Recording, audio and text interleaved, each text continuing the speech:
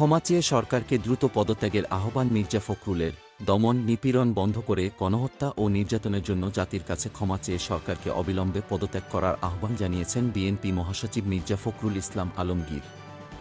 শুক্রবার ২ আগস্ট গণমাধ্যমে পাঠানো এক বিবৃতিতে এ আহ্বান জানান তিনি। বিবৃতিতে মির্জা ফখরুল বলেন, শিক্ষার্থীদের আন্দোলনকে কেন্দ্র করে সারা দেশে রেকর্ড সংখ্যক মিথ্যা মামলার সংবাদ প্রকাশিত হয়েছে।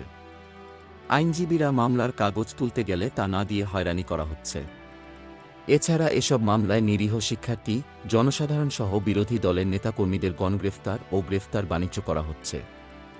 কর্মসূচি বানচাল করতে ফেসবুক, টেলিগ্রাম সহ সরকার বিভিন্ন সামাজিক যোগাযোগ মাধ্যম বন্ধ করে দেয়।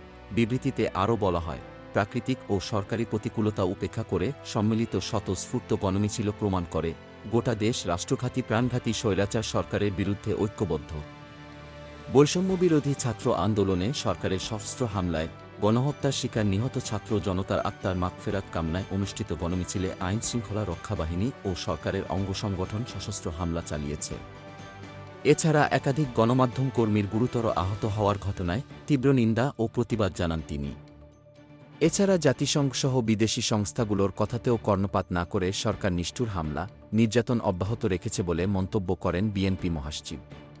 এ ধরনের নির্যাতন নিপীড়ন বন্ধ করে আটককৃত নেতাকর্মী, ছাত্র জনতার নিঃশর্ত মুক্তি দাবি করেন তিনি। Aryan Ahmed Oli, desk report, B E news, Dhaka.